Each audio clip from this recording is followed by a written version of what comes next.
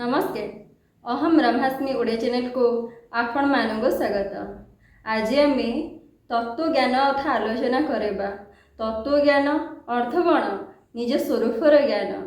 जो ज्ञान को जानापी ये शरीर दिखाई। ये शरीर साधारण शरीर नुह, दिव्य शरीर। जो शरीर माध्यम मनुष्य निजर वास्तविक स्वरूप को जानी ये माया को जीत है मुक्त हिसाब से जीवन यापन कर मार्गदर्शन साजती गुरु, मार्गदर्शन साजती शास्त्र। शास्त्र गुरु माध्यम जे निज तत्व को चिन्ह पारि, निज स्वरूप को अनुभव कर पारि, संसार को से जीति जाइछन्ति। तो आज आम श्रीमद् भगवद गीता त्रयोदश अध्याय 11 नंबर श्लोक को नहीं चर्चा करवा।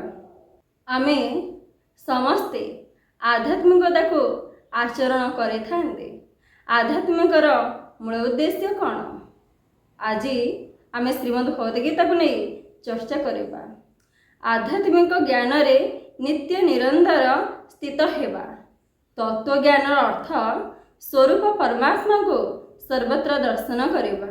यह को ज्ञान कहा जाए। यार विपरीत हेउची अज्ञान। मनुष्य बंचापे विभिन्न प्रकार प्रथा परंपरार निर्माण करे थाए। आम भारतीय परंपरा रे भिन्न भिन्न परंपरा रही। जी पुलिस हुहंती, पुलिस रा पोशाक को सी पिंधती। आमे सी पोशाक माध्यम रे जानी पारो ये होछंती पुलिस। जने डाक्तरी जदि हुअंती तांकर भी पोशाक रही। आमे से पोशाक माध्यम रे जने डॉक्टर को चिन्ह पारती। वकील को चिन्हापे पोशाक भी आमको सहायता होता है। भिन्न भिन्न पदवी रे रहिथिबा व्यक्ति मान को चिन्हापे तांको पोशाक ही आमे चिन्हवा सहज होता है। जने शिक्षक को आमे पोशाक ही चिन्ह था। ये शिक्षक जने प्रथम क्लास रु पंचम क्लास पर्यंत पढ़ुछंती बेले आमे जानी था पोशाक माध्यम रे। पंचम रु अष्टम जाए गोटे पोशाक थाए, अष्टम रु दशम जाए आउ एक पोशाक थाए। अर्थात भिन्न भिन्न पोशाक निर्माण कराई छात्र छात्री को चिन्हापे। कॉलेजर सेमती भिन्न कॉलेजर भिन्न भिन्न पोशाक रही। आम पोशाक माध्यम जानी था ये कॉलेज पढ़ुं से कॉलेज पढ़ुं। अर्थ पोशाक आम भारतीय परंपरा रे एक सहायक हुए पद पदवी अच्छा चिन्हवाई। जड़े आध्यात्मिक व्यक्ति को चिन्हवाक हेले आमे पोशाक माध्यम चिन्हि था। गेरु वस्त्र धारण करेंगे, मुंडरे तिलक लगे किंबा चंदन लगे, कंठरे माला पकाई, तेबे सी होइछन्ति आध्यात्मिक व्यक्ति। सबु धड़ा पोशाक पिंधुथिबा समस्ते जे डॉक्टर ताहा नुहंती। सबु कला पोशाक पिंधुथिबा समस्ते जे वकील ताहा नुहंती। सेमिति समस्ते तिलक काटिथिबा, चिता पकईथिबा, गेरुआ रंग वस्त्र को परिधान करिथिबा समस्ते जे प्रकृत आध्यात्मिक को जानिछन्ति ताहा नहे। प्रकृत आध्यात्मिक यार बहुत ऊर्ध्वरे। जेमिति आमे धड़ा पोशाक को जे पिंधंती आमे ता माध्यम रे चिन्ह जाते जे डॉक्टर। किंतु प्रकृत डॉक्टर किए? जहाँ भितर डाक्तरी हबार योग्यता थाए, जे डॉक्टरी पाठ को ठीक से पढ़ी भल ट्रिटमेंट करें, भल चिकित्सा करी जड़े व्यक्ति को सुस्थ कर दे पारती सी होती डॉक्टर। शिक्षक सीए जी भल भाव गोटे छात्र को पाठ पढ़ाई ता जीवन को सुंदर भाव गढ़ी तोलती सी होती शिक्षक। खाली वस्त्र पिंधिले जे आम जन को चिन्हवा सहायक होता है, किंतु प्रकृत में भितर योग्यता केते अच्छी कर्मर ही जना पड़े थाए। सेमिति जड़े आध्यात्मिक व्यक्ति जे खाली चंदन तिलक ये सब लगे जे जड़े आध्यात्मिक होहा नुह। ता भितर भी से योग्यता रहिबार आवश्यकता रही। योग्यता कौन रहिबो? योग्यता एटा रहिबो जे से नित्य अनित्य को प्रथम चिन्हिथिबा दरकार। नित्य कौन अनित्य कौन से संसार परखिथिबा दरकार। आमे संसार को एमिति देखो जे संसार ही सबकिछि। संसार को आम एते भल पाई जाई थाउ, आमे संसार को छाड़ी देहत्याग करने ଡର ଭୟ ଚିନ୍ତା ମନରେ ଧରିଥାଉ। ମୁଁ ସଂସାର ଛାଡ଼ିଦେବି, ମୋ ପିଲା ଛୁଆ କେମିତି ବଞ୍ଚିବେ, ମୋ ସ୍ତ୍ରୀ କେମିତି ବଞ୍ଚିବ, ମୋ ବିନା ଘର ତ ଚଳିପାରିବ ନାହିଁ। ଆମେ ଏମିତି ଭାବିଥାନ୍ତି। କାହିଁକି ନା ଆମେ ସଂସାର ବହୁତ ଭଲ ପାଆନ୍ତି। ସେଥିପାଇଁ ଜୀବନରେ ଅର୍ଥ କମି ସାରିଲା ପରେ ବି ଅପର୍ଯ୍ୟାପ୍ତ ଅର୍ଥ ପୁନର୍ବାର ମଣିଷ ମନରେ ଜାଗି ଉଠେ ନାହିଁ ଆହୁରି ଅର୍ଥ କମେଇବି। ଅର୍ଥ କ'ଣ? ଅର୍ଥକୁ ଆମେ ସେତିକି ଭଲ ପାଇଯାଇଥାଉ, ଅର୍ଥକୁ ଆମେ ବିନିଯୋଗ କରିକି ସେତିକି ସୁଖ ସୁବିଧାରେ ବଞ୍ଚିବା ପାଇଁ ଆମେ ଜୀବନକୁ ବି ସେତିକି ଭଲ ପାଇଯାଇଥାଉ। କହିବାକୁ ଗଲେ ଆମ ଶରୀରକୁ ଆମେ ସେତିକି ଭଲ ପାଇଯାଇଥାଉ ଯାହାଠାରୁ ଦୂରେଇବା ଆମକୁ କଷ୍ଟକର ହେଇଯାଇଥାଏ। ଶରୀରକୁ ରୋଗ ଆସିଲେ ଆମେ କେତେ ଚିକିତ୍ସା ପାଇଁ ଦୌଡ଼ି ଯାଆନ୍ତି, ଏ ମେଡ଼ିକାଲ ସେ ମେଡ଼ିକାଲ, ପୁଣି ଟିକେ ସୁସ୍ଥ ହେବା, କେମିତି ଆନନ୍ଦରେ ରହିବା। ପରସ୍ପର ଭିତରେ ଆମେ ସର୍ବଦା ବ୍ୟାକୁଳିତ ହେଇଥାନ୍ତି, କେମିତି ସବୁବେଳେ ଶରୀର ସୁସ୍ଥ ରହିବ, କେମିତି ସବୁବେଳେ ମୁଁ ଖୁସି ରହିବି, ଆନନ୍ଦରେ ରହିବି। କିନ୍ତୁ ସବୁର ମୂଳରେ କ'ଣ ରହିଛି? ସବୁର ମୂଳରେ ସଂସାର ରହିଛି, ସବୁର ମୂଳରେ ପ୍ରକୃତି ରହିଛି, ଯାହାକି ଅନିତ୍ୟ। ଅନିତ୍ୟ କ'ଣ? ଅନିତ୍ୟ ହେଉଛି ଯେ ପରିବର୍ତ୍ତନ ହେଉଛି। ସଂସାର ଦିନକୁ ଦିନ ପରିବର୍ତ୍ତନ ହେଉଛି, ଶରୀର ଦିନକୁ ଦିନ ପରିବର୍ତ୍ତନ ହେଉଛି। ଦେଖନ୍ତୁ ଏ ଶରୀରକୁ ପ୍ରତ୍ୟେକ ଦିନ କିଛି ନା କିଛି ରୂପରେ ପରିବର୍ତ୍ତିତ ହେଇ ଚାଲିଛି। ଦିନ ଥିଲା ଏ ଶରୀର ଯୁବକ ଅବସ୍ଥାରେ ଥିଲା, ଦିନ ଆସିବା ପୁଣି ବୃଦ୍ଧାବସ୍ଥାକୁ ଯିବ। ଏ ଶରୀର ପରିବର୍ତ୍ତନ ହେଉଛି, ଶରୀରରେ ପ୍ରତ୍ୟେକ କୋଷ କୋଶିକା ସମସ୍ତେ ପରିବର୍ତ୍ତିତ ହେଇ ଚାଲିଛନ୍ତି। ଏ ପରିବର୍ତ୍ତନ ଯେଉଁଠି ହେଉଥାଏ ସେ ହେଉଛି ଅନିତ୍ୟ। ଆମେ ସେହି ଅନିତ୍ୟ ସହିତ ଏତେ ସମ୍ବନ୍ଧ ସ୍ଥାପନ କରିଥାଉ, ଯାହାକୁ ଦୂରେଇବା, ଯାହାକୁ କଳ୍ପନା କରିବା, ଯାହାକୁ ଦୂରେଇବା ପାଇଁ ଆମ ଭିତରେ ବହୁତ ପ୍ରକାର କଳ୍ପନା ଚାଲିଥାଏ, ବହୁତ ପ୍ରକାର ଡର ଭୟ ଚିନ୍ତା ଚାଲିଥାଏ। ମୁଁ ମରିଯିବି, ନା ନା ନା ମୁଁ ଆଉ 10 ବର୍ଷ ବଞ୍ଚିବି, ହେ ପ୍ରଭୁ ମୋତେ ରକ୍ଷା କର। ରୋଗରେ ପଡ଼ିଲେ ମାନେ ଆମେ କେତେ ପ୍ରକାର ଭଗବାନଙ୍କୁ ଡାକନ୍ତି, ପ୍ରଭୁ ଏ ସୁସ୍ଥ ହେଇଯାଆନ୍ତୁ, ଭଲରେ ରୁହନ୍ତୁ। ଅର୍ଥ କ'ଣ? ଆମେ ଏତେ ଭଲ ପାଇଯାଇଥାନ୍ତି। ଆଚ୍ଛା, ଯିଏ ଅନିତ୍ୟ, ଯିଏ ସବୁବେଳେ ପରିବର୍ତ୍ତନ ହେଉଛି, ଆପଣଙ୍କ ଠାରୁ ଦୂରେଇ ଚାଲିଛି, ଆପଣ ତାକୁ ଏତେ ଭଲ ପାଉଛନ୍ତି। କିନ୍ତୁ ଯିଏ ଆପଣ ନିଜେ କିମ୍ବା ନିଜର ତାକୁ କେତେ ଭଲ ପାଉଛନ୍ତି ସେଇଟା ଥରେ ଭାବିବା ଉଚିତ। ନିଜର କ'ଣ? ଆମେ ତ ନିଜର ଶରୀର ବୋଲି ଜ୍ଞାନ କରୁ, ନିଜର ଘର ଦ୍ୱାର ଡଙ୍ଗା ପଇସା ଇଏ ତ ଆମେ ନିଜର ବୋଲି ଜ୍ଞାନ କରୁ। ଆଉ ପୁଣି କ'ଣ ନିଜର ଅଛି? ଆଉ ନିଜର ଅଛି, ଯାହାକି ଆପଣଙ୍କର ସତ୍ ସ୍ୱରୂପ, ନିତ୍ୟ ସ୍ୱରୂପ। ସବୁକିଛି ପରିବର୍ତ୍ତନ ହେଉଛି ସତ, କିନ୍ତୁ ଆପଣଙ୍କର ସତ୍ୟ ସ୍ୱରୂପ କେତେବେଳେ ପରିବର୍ତ୍ତନ ହେଉଛି କି? କେତେବେଳେ ବି ସେ ପରିବର୍ତ୍ତନ ହେଉନାହିଁ। କାହିଁକି ନା ସିଏ ହେଉଛି ଏମିତି ଏକ ଶକ୍ତି, ସଂସାର ପରିବର୍ତ୍ତନ ହେଲେ ବି ସେ ପରିବର୍ତ୍ତିତ ହେବ ନାହିଁ। କାହିଁକି ନା ତାଠୁ ଆଧାରରେ ଏ ସଂସାର ଚାଲିଛି, ତାରି ଆଧାରରେ ସଂସାର, ତାରି ଆଧାରରେ ଶରୀର, ତାରି ଆଧାରରେ ଇନ୍ଦ୍ରିୟ, ତାରି ଆଧାରରେ ମନ ଚାଲିଛି। ଏ ସବୁ ତାର ଆଧାରରେ ଚାଲିଛି।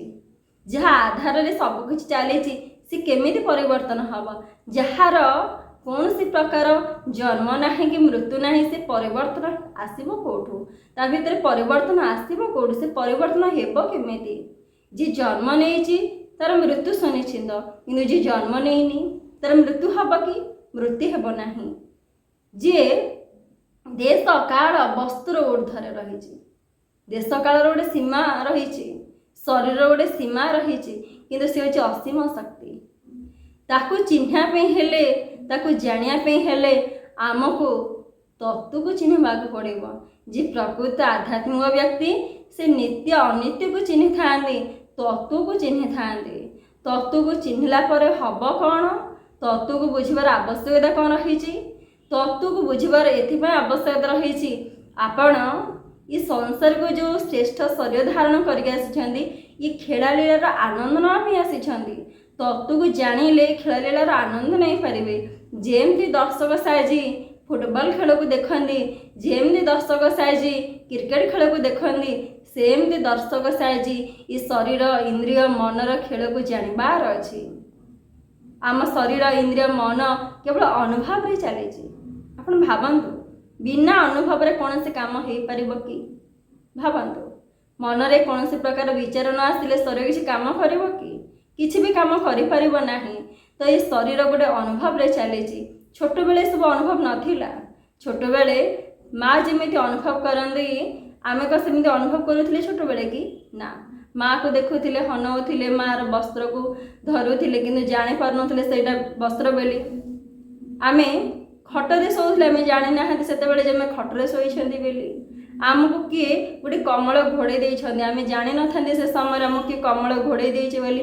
ଆମର ଇନ୍ଦ୍ରିୟ ଥାଏ, ଭୌତିକ ବସ୍ତୁ ପଦାର୍ଥ ଥାଏ ଆମ ପାଖରେ, କିନ୍ତୁ ମନର ଅନୁଭବ ଯେଉଁ ତାର ନଥାଏ, ତାହା ଧୀରେ ଧୀରେ ନିର୍ମାଣ ହେଇଥାଏ। ଇନ୍ଦ୍ରିୟଙ୍କ ମାଧ୍ୟମରେ ଭୌତିକ ବସ୍ତୁ ସଂସ୍ପର୍ଶରେ ଆସିକି ଆମେ ଚିହ୍ନିଥାନ୍ତି, ଜାଣିଥାନ୍ତି, ଯାହାର ଅନୁଭବ କ'ଣ ହୁଏ ନା ମନ ମାଧ୍ୟମରେ ଖଞ୍ଜା ହୁଏ। ଆଉ ସେ ଅନୁଭବଟା ଏତେ ଭାରି ହେଇଯାଏ ଯେ ଆମେ ସେ ଅନୁଭବକୁ ନେଇ ଜୀବନଯାତ୍ରା କରିବା ବି ବେଳେବେଳେ କଷ୍ଟକର ହେଇଯାଏ। ତ ଅନୁଭବ ସର୍ବଦା ସକାରାତ୍ମକ ହେବା ଦରକାର, ଅନୁଭବ ସର୍ବଦା ତତ୍ତ୍ୱ ଉପରେ ହେବା ଦରକାର, ଅନୁଭବ ସର୍ବଦା ଶ୍ରେଷ୍ଠ ହେବା ଦରକାର, ଅନୁଭବ ସର୍ବଦା ଦିବ୍ୟ ହେବା ଦରକାର। ଯଦି ଆପଣଙ୍କ ଶରୀରରେ ଦିବ୍ୟ ଅନୁଭୂତି ରହିବ, ଦିବ୍ୟ କର୍ମ ହେବ। ଯେମିତି ଗାଡ଼ିରେ କ'ଣ ପେଟ୍ରୋଲ ପକେଇଲେ ଆପଣ ଯାତ୍ରା କରିବେ, ସେଥିରେ ଆପଣ ଅନ୍ୟ କୌଣସି ଜଳ ହେଲା କି ଅନ୍ୟାନ୍ୟ କୌଣସି ବସ୍ତୁ ପଦାର୍ଥ ପକେଇକି ଗାଡ଼ି ଚଲେଇ ପାରିବେ କି? ଚଲେଇ ପାରିବେ ନାହିଁ। ତାର ଆଧାର କିଏ ସେ ନା ପେଟ୍ରୋଲ। ଏଠି ସେମିତି ଶରୀର ଇନ୍ଦ୍ରିୟ କେଉଁଥିରେ ଚାଲୁଛନ୍ତି ନା ଅନୁଭବରେ, ବିଚାରରେ। ତ ବିଚାର ସବୁବେଳେ ସକାରାତ୍ମକ ହେବା ଦରକାର, ବିଚାର ସର୍ବଦା ଦିବ୍ୟ ହେବା ଦରକାର। ତ ସେ ବିଚାର ଆସିବ କେଉଁଠୁ? ଯେତେବେଳେ ଆମେ ଏ ତତ୍ତ୍ୱଜ୍ଞାନକୁ ବୁଝିବା। ତତ୍ତ୍ୱ ବୁଝିଲେ ତ୍ରୁଟି ଫାନ୍ଦି ଭବ ସଂସାରରୁ ତରି ଯାଆନ୍ତି। ତ ତତ୍ତ୍ୱଜ୍ଞାନ କେଉଁ ତତ୍ତ୍ୱକୁ ବୁଝିବା? ଯେଉଁ ତତ୍ତ୍ୱଜ୍ଞାନ ଆମର ଅଜ୍ଞାନକୁ ଆମ ଭିତରୁ କାଢ଼ି ନେଇ ଆମ ଜ୍ଞାନର ଦୀପରେ ପ୍ରଜ୍ୱଳିତ କରିବ। ତତ୍ତ୍ୱଜ୍ଞାନକୁ ବୁଝିବା ଦ୍ୱାରା ସମଦୃଷ୍ଟି ଆସିବ। ସର୍ବତ୍ର ଆମେ ପରମାତ୍ମାକୁ ଦେଖିବା, ସର୍ବତ୍ର ଆମେ ନିଜକୁ ହିଁ ଦେଖିବା। ତ ଆମେ ହେଉଛି ଆତ୍ମସ୍ୱରୂପ, ପ୍ରତ୍ୟେକ ଭିତରେ ସେ ଆତ୍ମସ୍ୱରୂପ ହିଁ ଅଛି। ଆମେ ଛୋଟ ପିଲା ଭିତରେ ଯାହାକୁ ଦେଖିବା, ଗୋଟେ ବୃଦ୍ଧା ଭିତରେ ତାକୁ ଦେଖିବା, ରୋଗୀ ଭିତରେ ଯିଏ, ନିରୋଗୀ ଭିତରେ ସିଏ, ଗୋଟେ ଶିକ୍ଷିତ ଭିତରେ ଯିଏ, ଗୋଟେ ଅଶିକ୍ଷିତ ଭିତରେ ସିଏ। ତ ଏହି ତତ୍ତ୍ୱ ଆମେ ଦେଖିପାରନ୍ତି ନାହିଁ ଅଜ୍ଞାନ ରହିବା ଦ୍ୱାରା। ଯେତେବେଳେ ଜ୍ଞାନ ଜାଣିବା, ଯେତେବେଳେ ତତ୍ତ୍ୱ ଜାଣିବା, ପ୍ରତ୍ୟେକ ଭିତରେ ଏହି ତତ୍ତ୍ୱକୁ ହିଁ ଦେଖିବା। କାହା ସହିତ ଝଗଡ଼ା କରିବା ପୂର୍ବରୁ ମନ ମସ୍ତିଷ୍କରେ ବିଚାର ଆସିଯିବ, ଆରେ ମୁଁ କାହା ସହିତ ଝଗଡ଼ା କରୁଛି? ନିଜ ସହିତ ନିଜେ ଝଗଡ଼ା କରିବି। ପ୍ରତ୍ୟେକ ଭିତରେ ମୁଁ ନିଜକୁ ହିଁ ଦେଖିବି। ଶରୀର ଅଲଗା ହେଇପାରେ, ମନ ମସ୍ତିଷ୍କର ଭାବନା ଅଲଗା ହେଇପାରେ, କିନ୍ତୁ ତତ୍ତ୍ୱ ସମସ୍ତଙ୍କ ଭିତରେ ଜଣେ। ଯେମିତି ମାଟିରେ ଅନେକ ପାତ୍ର ନିର୍ମାଣ କରାଯାଇପାରେ, ମାଟିର କଳସ, ମାଟିର ଘଡ଼ି, ମାଟିର ଭିନ୍ନ ଭିନ୍ନ ଚୁଲି, ଭିନ୍ନ ଭିନ୍ନ କରେଇ ଇତ୍ୟାଦି ନିର୍ମାଣ କରାଯାଇପାରେ। ନାମ ଅଲଗା, ଆକାର ଅଲଗା, କିନ୍ତୁ ତତ୍ତ୍ୱ ସମସ୍ତଙ୍କ ଭିତରେ ମାଟି ନୁହଁ କି? ସୁନାରେ ସେମିତି ଅନେକ ପ୍ରକାର ଅଳଙ୍କାର ତିଆରି କରାଯାଏ, ହାର, କାନର, ମଙ୍ଗଳସୂତ୍ର, ମୁଦି ଇତ୍ୟାଦି ତିଆରି କରାଯାଏ। ନାମ ଅଲଗା, ଆକାର ଅଲଗା, କିନ୍ତୁ ସମସ୍ତଙ୍କ ଭିତରେ କିଏ ରହିଛି? ସୁନା ରହିଛି। ଏଠି ସେମିତି ସମସ୍ତଙ୍କ ଭିତରେ ମାଟି ରହିଛି। ସେମିତି ପ୍ରତ୍ୟେକର ଆଧାର ସେମିତି ଆତ୍ମଶକ୍ତି। ଶରୀର ଅଲଗା ବୋଲି ଆମେ ଆତ୍ମଶକ୍ତିକୁ ଅଲଗା ଯେ ଭାବିବା ତାହା ନୁହଁ। ସର୍ବଂ ଖଲିଦଂ ବ୍ରହ୍ମ, ଏକ ବ୍ରହ୍ମ ଦ୍ୱିତୀୟ ନାସ୍ତି। ସବୁକିଛି ବ୍ରହ୍ମ, ଆଉ ବ୍ରହ୍ମ କେତେଟା? ବ୍ରହ୍ମ ଗୋଟିଏ, ଏକ ବ୍ରହ୍ମ ଦ୍ୱିତୀୟ ନାସ୍ତି। ଗୋଟିଏ ବ୍ରହ୍ମଙ୍କ ଛଡ଼ା ଏ ସଂସାରରେ ଆଉ କେହି ବି ନାହାନ୍ତି। ସବୁକିଛି ବ୍ରହ୍ମ, କିନ୍ତୁ ଆମେ ସେ ବ୍ରହ୍ମମୟକୁ ଦେଖିବା କେମିତି? ଏ ଖେଳର ମଜାକୁ ନେବା କେମିତି? ଯେତେବେଳେ ତତ୍ତ୍ୱ ଅଭିମୁଖେ ଗତି କରିବା, ନିତ୍ୟ ଅନିତ୍ୟର ପାର୍ଥକ୍ୟକୁ ଆମେ ବୁଝିବା, ସର୍ବଦା ଦ୍ରଷ୍ଟା ଭାବରେ ଇନ୍ଦ୍ରିୟ ମନ ମସ୍ତିଷ୍କକୁ ଦେଖିବା। ଆମେ ସବୁବେଳେ ଇନ୍ଦ୍ରିୟ ମନ ମସ୍ତିଷ୍କକୁ ଦେଖିପାରନ୍ତି ନାହିଁ। ମନ ଭିତରେ କେଉଁ ବିଚାର ଚାଲିଛି? ଆମେ ରାସ୍ତାରେ ଯାଆନ୍ତି, କିଏ କ'ଣ କହିଲା, ଚିହ୍ନା ଲୋକ ହଉ ଅଚିହ୍ନା ଲୋକ ହଉ, ଆମେ ଯଦି ସେ ବିଚାରକୁ ପରଖିବା, ଯେତିକି ବିଚାର ଆବଶ୍ୟକତା ରହିଛି ସେତିକି ବିଚାର ଆମ ଭିତରେ ରଖିଦେଇ ବାକି ବିଚାରକୁ ସେଠି ଛାଡ଼ିଦେବାର ଆବଶ୍ୟକତା ରହିଛି। ଯେମିତି ଆପଣଙ୍କର ଷ୍ଟୋରେଜ ମୋବାଇଲରେ କେତେ 256 GB ଷ୍ଟୋରେଜ, ଅଧିକ ତା ଭିତରେ ଷ୍ଟୋର କଲେ ରହିବ କି? ନା, 256 GB ପରେ ସେ ହ୍ୟାକ୍ ହେବ, ଆଉ କିଛି ବି ରହିବ ନାହିଁ।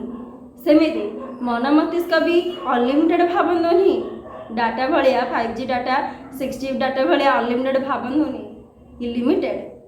କାରଣ ଲିମିଟେଡ଼ ହେଇଯାଏ, ମଣିଷ ଏଠି ସୁଇସାଇଡ଼ କରିବାର ଭାବନା ଆସିଯାଏ, ମଣିଷ ଡିପ୍ରେସନ୍ ଯାଏ, ମଣିଷ ଟେନସନ୍ ହେଇଯାଏ, ମଣିଷ ଶେଷରେ ଆତ୍ମହତ୍ୟା କରିଦିଏ। ତ ଲିମିଟେଡ଼କୁ ସବୁବେଳେ ଆମେ କ'ଣ କରିବା? ସଫା କରିବା। ଯେତିକି ଆବଶ୍ୟକ ବିଚାର ସେତିକି ଆମେ ଭିତରେ ରଖିବା। କହିଲି ନା, विचार माध्यम शरीर चलुची तो विचार से विचार रहिबा दरकार जो विचार श्रेष्ठ विचार होइथिबो जो विचार दिव्य विचार होइथिबो जो विचार मनुष्य जीवन आवश्यक रही से विचार को आम भितरे रखा कार्य प्रतिफलित करवा अनावश्यक विचार अनावश्यक अनुभव को आम बाहर छाड़ीदबा। घर 3 थर सफा करते सकाळे द्विपहरे संध्या बेले घर को सफा करती वस्त्र भी सफा करती। आज आम ऑफिस पिंधिकी जाइछन्ति वस्त्र आसिले से वस्त्र को काढ़ी दे आम सफा करते तो वस्त्र सफा करुचे घर सफा करुचे अन्य भौतिक पदार्थ को वस्तु को आम डेली सफा करुचे। अच्छा ये मन मस्तिष्क जहाँ माध्यम में डेली कार्य करती सकाळ पाइले जहाँ को नहीं आम जीवन यात्रा करती जो शरीर मन मस्तिष्क को ताहा सफा करने आवश्यक नुहे कि आवश्यकता रही कि तार मूल्य को आम बुझीपारुनी मूल्य को सेतेबेले बुझीबा जेतेबेले ये फुल हो जेतेबेले शरीर रोगग्रस्त होते आप मानसिक चापरे रहिबे सेतेबेले मन मस्तिष्क को खाली करने प्रयास करेंगे।